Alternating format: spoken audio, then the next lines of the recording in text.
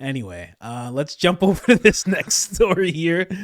Oh, God, Coach.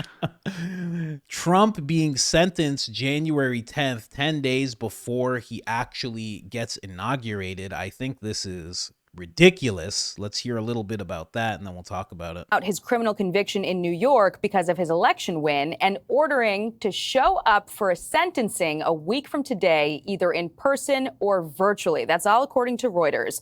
Prosecutors had suggested putting the case on hold until Trump leaves office, but now he's facing sentencing before Inauguration Day.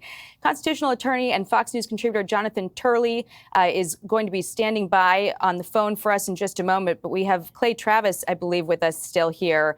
Clay, your reaction, this is just an incredible hour to go from, a win for the president-elect with the speakership and now sentencing before inauguration? Yeah, this is crazy. I will say the fact, as you just hit it, I've got the order in front of me right now, to allow him to appear virtually suggests to me that there is not going to be a substantial punishment coming from Judge Merchan. Now, I could be wrong, but if you're virtually sentencing someone, you're not taking them into custody or trying to do something in a significant way there. So that's my biggest takeaway reading the order. All right, Clay Travis, thank you very much. We want to bring in constitutional attorney and Fox News contributor Jonathan Turley now by phone. Jonathan, break this down for us. What does this mean? What are we likely to see play out? Well, that's a very good question. This is a judge that has kept people really guessing for a very long time. I described this once as the longest performance of Hamlet in history. We really could not figure out what the Merchan was going to do. He's now decided to sentence a president shortly before he is sworn in. Now, one of the things that I've said in the past is that many of the complications that we've been talking about and potential conflicts with the constitutional standards only arise if you impose a sentence that would hold him physically or demand his appearance, things like home confinement or actual sentence to jail. This would be a case where you would not even normally see a sentence for incarceration. So I've always doubted that that would be coming out of this case. So the court may be looking at this and saying, I'm not going to trigger any constitutional problems because I'm going to hand down a sentence that's not going to bind him in any way or interfere with his carrying out his duties. The one thing that I have to say, if you put a positive spin on this, is the worst option is the one suggested by Bragg, that you should just suspend the sentence and keep the president as pending sentencing for 4 years. That was a perfectly horrific idea that's being pushed by many. And I think that Jonathan, many people on the we've got less than 30 seconds left in the show, but I want to ask you, what do you expect the Trump team to do in response to this? Can they appeal it? What happens next? I don't think they're going to have a lot of luck appealing this. I think the appellate court's going to want to see what he rules. Because if he comes down with a sentence that doesn't bind the president, then a lot of the constitutional problems fade away. So there you have it. That's what's going on with the sentencing. The fact that it's virtual, exactly what that gentleman said, it seems like they just want him to be a solid, point-blank felon. He's a criminal. They just want that tag on him.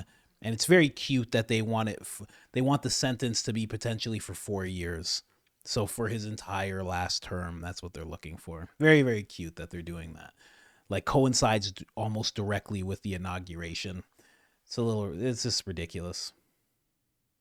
Yeah, well, I think they're also, didn't they have this idea of maybe postponing it in such a way where they'll sentence him after? I think that's what they were trying to get at. Yeah. That's what they were just saying, like, which is, obviously what they want to do there, right? Have him in jail the second that he steps away as president. So even if he does an incredible job, then he steps into, probably house arrest or whatever it is. But yeah. That's what it seemed like. Yeah. This is nonsense. The judge is terrible. Trump actually had something to say to the judge, actually. He's just basically saying how he's, a lunatic. He's worse than Jack Smith. Let's just hear this clip here really quick. I didn't get a chance to listen to this one. You understand there's absolutely no reason that Judge Merchan should have even had a chance to be assigned to this case? Now, I'm sure the left is just going to call this a conspiracy theory, so I'll issue a challenge to them and maybe they can tell me how he managed to be the judge. Because for these type of cases, the way it's supposed to work is that there is a panel of 24 judges, and they are all put in rotation and randomly assigned these types of cases. Judge Merchan is not on that panel. That's because he's not a judge, he's an acting judge. So even though they're trying to claim that they didn't pick the judge, that it was randomly assigned, that's not possible because Judge Merchan isn't in the pool to be randomly assigned. So the only way he could have caught this case was to be specifically assigned to it. There was no chance of him being randomly selected. And the wild thing is that according to the left and the Department of Justice, Judge Merchan was not only randomly selected to be the judge in this trial, but he was also randomly selected to be the judge in the Trump Organization case, and he was randomly selected to be the judge in the Steve Bannon case. So Judge Merchan, a judge that is not in the pool of 24 judges that is supposed to catch these cases, a judge that is not an actual judge but an acting judge, caught all 3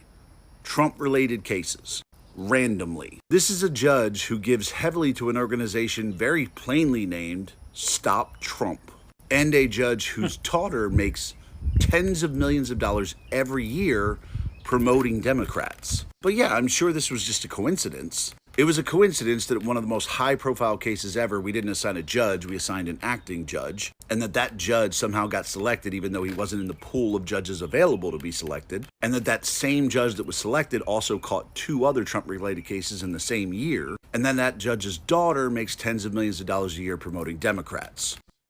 It's the year of coincidences. I don't know. This guy's a conspiracy theorist or something. But no, he's exactly right. It's ridiculous that this is even happening. And when you really break it down the way he just did, it's not shocking anymore because the shock is pretty much worn off because they've been doing this for so long. But it's clear lawfare, the same way that, and I might butcher this a little bit, but somebody who's working in the Department of Justice steps down, takes a massive pay cut, and then works directly in Alvin Bragg's office exactly at the time where they're prosecuting Trump or planning to. It's just a lot of coincidences with this whole thing, all to make this one man look like a criminal. And you know what I'll say right before you go there? I think what's actually happening right now is they're trying to make him a convicted criminal, and there might be something constitutional that they're trying to pull off, but they need him to be stamped and booked as a criminal in order for it to work. That's just my thinking right now because Jamie Raskin, I think his name's Jamie. I know he's Raskin, representative. I know he was talking about potentially trying something like that and disqualifying Trump as the president. Yeah, well, look, let's talk about the impeachments for a second here. The Democrats knew they had no chance of passing it through the Senate, but both times they did in the House. And the reason why was to slander President Trump, just try to destroy his good name. And with it, destroy the supporters of President Trump as well. They did that with the January 6th committee as well. And they've been doing it every single freaking year that he has been running and been president. It's abhorrent what they've done. But, they think that anyone who's a MAGA supporter is apparently garbage. So it shouldn't really surprise us. And I think that it kind of aligns with what's going on over here. It's not so much that they have to lock him up. They're just trying to shift public opinion to try to say this man's a villain and anyone that supports him is right there, is disqualified, essentially, disqualifying their opinions and trying to villainize them. Right there, I think that's kind of where they're going with it. But then again, like you kind of commented there too, they might be trying to pull some constitutional thing, try to say, well, he's a felon, so, maybe somehow, some way we can get him out of office or who knows what. It's not going to work, though. The American people know what's going on. They voted accordingly. They're not being fooled anymore. This isn't 2020, but hey, we know what their game plan is, and as long as we stay one step ahead, I think we'll be okay. Yeah. I'll find the clip after we watch this, but Jamie Raskin was in an interview and he said this exact thing where he was like, well, you know what we'll have to do, I forget which amendment he said, I want to say maybe the 14th, but I'll try and find the clip before I butcher that. But he said something about getting him disqualified. And what he says at the end of the clip, and he's like, and then we're in a situation where we all have to get security and there might be like a civil war kind of thing happening. And it's like, you'd rather a civil war break out than Trump be president? Are you sure? He's like, well, I'll have the most security, so it's fine by me. I don't know. It's crazy. Yeah, these people are evildoers, without a doubt. That's a good way of putting it. Evildoers. But let's play Don Jr. talking about this whole thing right now. Couldn't imagine being one of his kids, huh? It's crazy. Mandate of the American people, winning every swing state, winning the popular vote. This is a last-ditch effort to probably the most resilient man in American political history. How many times have they counted him out? How many times have they tried to take him out, quite literally, whether it was with lawfare or with actual bullets? He's the most resilient man in the world, and he's going to deliver for America and the American people. That's the mandate that he received on November 5th, and that's what he's going to see through. The rest of it is just nonsense from a flailing Democrat Party that has no moral compass, that has no direction, that is not in line with the views and the mindset of the American people, and that's why they lost so overwhelmingly. Well, you know, you're right. And he won the popular vote. Your dad did for the first time for Republicans in 20 years. So he has the American people behind him. There's this big agenda he wants to get done to deliver to Americans. But, you know, we've got small majorities in both the House and the Senate. What would you say to any Republican who wants to stand in the way of that agenda and stand in the way of that mandate? Well, we only have the House and the Senate, frankly, because of my father, because he was able to bring some of those candidates across that line. Obviously, I think we got a lot of great new candidates in the Senate and some in the House, but I think they have to get in line and they have to do that. You saw a little bit of that today, frankly, with a 3-seat majority. You got the Speaker done on the 2nd. Obviously, you have to have a little bit of that drama, but the reality is that we have the House and the Senate because of my father, because of the mandate that the American people gave all of our representatives, and it's time for them to start representing that. It's time to start representing the constituency that elected them there.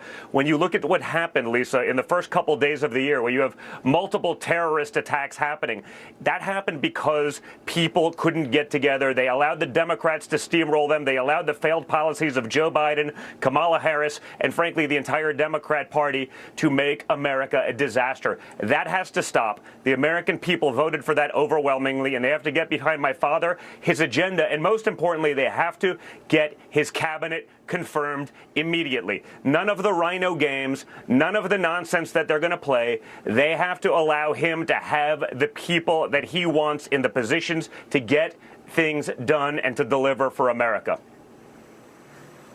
You know, Don, your family's been put through hell. Your dad's been put through hell. Mershon's still trying to put him through hell, as we talked previously. Investigations, court cases, impeachment, 2 assassination attempts. You've been put through a lot of this stuff as well. You know, how are you guys doing since the victory? How have you guys been doing these past few weeks? I imagine this has been a massive weight off your shoulders and a relief. Well, it's been a lot of work even since the election, obviously, just, getting the team together for transition, making sure he has the team that can deliver. I think the team that we've assembled this time around and my father has chosen is so much better than what we would have done in 2016, where we just didn't know, where we were coming in as total outsiders and didn't have an understanding. I think, frankly, it's better that we have these next 4 years than we would have had we had the 20 to 24 cycle, because you would have rolled over some of the bad actors that weren't going to get things done. So that feels great. But really, Lisa, what means the most to me, what means the most to my family, is seeing from regular Americans and small business owners and entrepreneurs who are coming up and saying, you know what, Don, thank God that happened. We're now investing. We're now taking a chance. We're going to go out there and do these things. We're going to expand on the little restaurant that we built. America has confidence again. America, feels they have a chance at success. They have a chance to thrive, not just barely survive.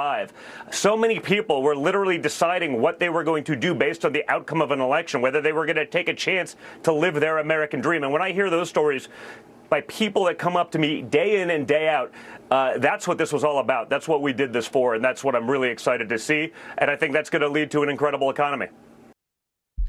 clearly very you hear very much emotional, not like a sad emotion, but kind of furious at this whole thing. You can tell it's kind of the last hump. You work so hard to help your father get elected and everything, and then you get hit with this, and they're trying to kind of drag him through the mud just as he's stepping into the inauguration. And yeah, I could only imagine as his son how much fire that puts in you, Yeah, but they're trying to drag him through the dirt too, and everybody else along with it. Oh yeah, definitely. The good thing is, though, is he made a good point. It's actually better off that America now has that contrast to see what it's like, because we came off of Obama, right? People were kind of fooled. Everyone was drinking the Kool-Aid then. They were still drinking the mainstream, they were following everything that they were saying, right? And, we were sold a dream by President Trump. And, it worked out quite well for some people, but obviously there were bad actors who tried to undermine that administration, and they did quite a good job of it, unfortunately. True. But having the years of Joe Biden, I mean, the contrast is clear. I mean, during that time, they were saying things like defund the police, people were like, hey, maybe we should. Well, now we saw what defunding the police really means. How did that work out for you? Yeah. And hey, let's just open up the border to everybody because we're America. We just love everybody, right? Let's just do that. How did that work out for you two folks, right? So the idea here right now that having 2024, him being president 45 and 47 with that contrast, I think it's going to really do something, not just for now, but also his name in the history books, because everything that he was saying about the Democrats and how nonsensical they were being, people actually saw it come to fruition. So it wasn't just talking points. It wasn't just some rhetoric, It wasn't the propaganda that we see on the left. No, it was real, cold, hard facts. America saw it. They voted accordingly. And that's why right now I think this is going to be a much more successful administration. And I'm excited to see what's happening next. Yeah, I actually I did an interview with Eddie Bravo. I was on his podcast, but couldn't help but ask him questions. He's one of Joe Rogan's best friends.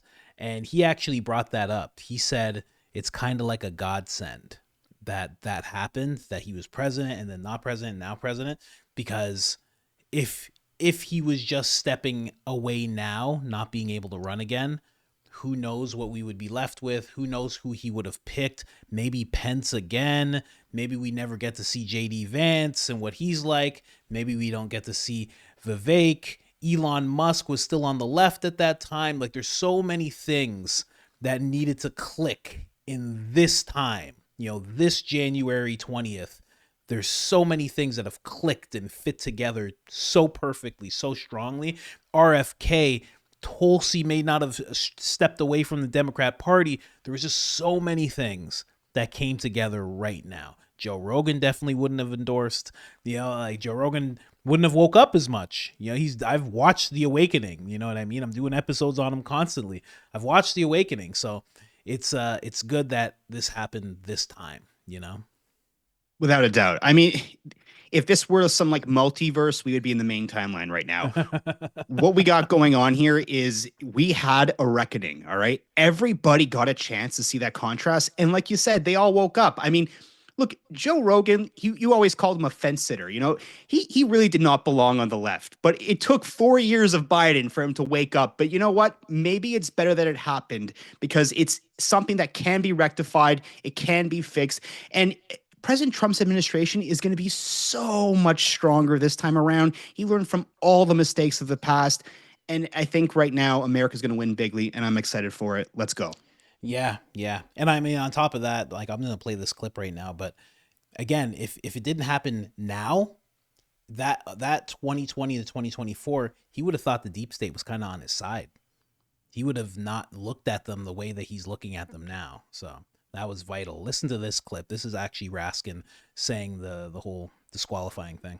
What can be put into the Constitution can slip away from you very quickly. And the greatest example going on right now before our very eyes is Section 3 of the 14th Amendment, which they're just disappearing with a magic wand, as if it doesn't exist, even though it could not be clearer what it's stating. And so They want to kick it to Congress. So it's going to be up to us on January 6, 2025 to tell the rampaging Trump mobs that he's disqualified. And then we need bodyguards for everybody in civil war conditions, all because the 9 justices, not all of them, but these justices who have not many cases to look at every year, not that much work to do, a huge staff, great protection, simply do not want to do their job and interpret what the great 14th Amendment means. And I'm glad that Sherilyn's creating her new center so we can bring that.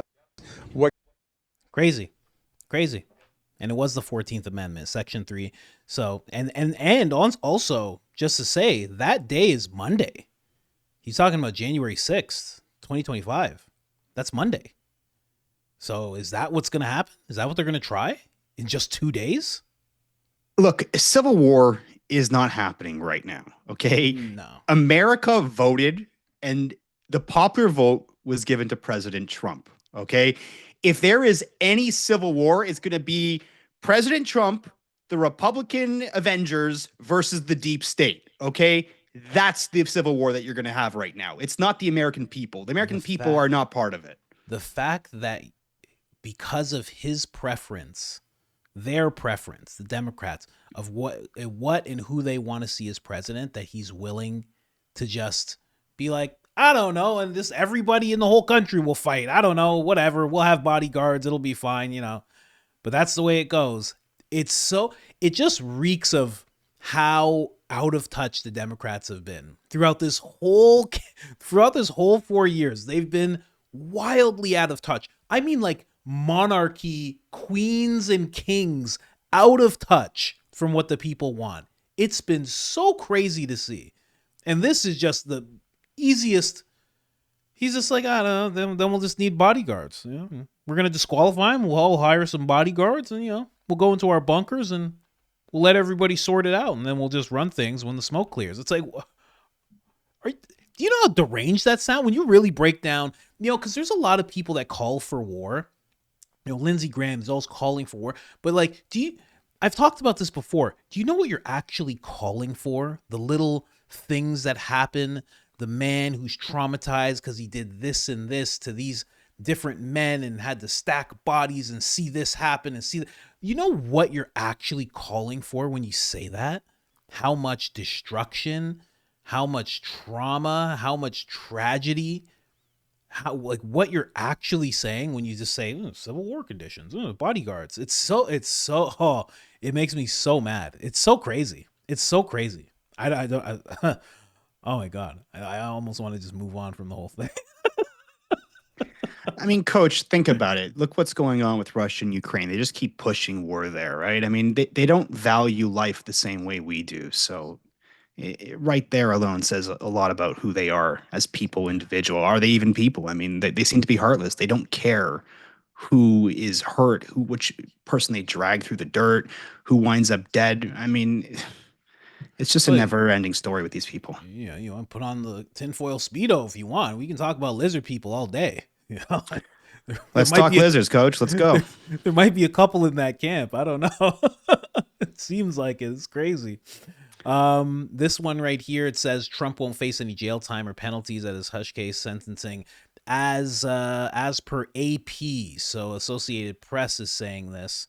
Judge just a propaganda machine. So yeah, judge says, and this is according to AP, and that's good at least. I mean, you really don't want to see him do any time. That's very hopeful. I think that goes along with the Fox clip, the fact that they want to do it virtually.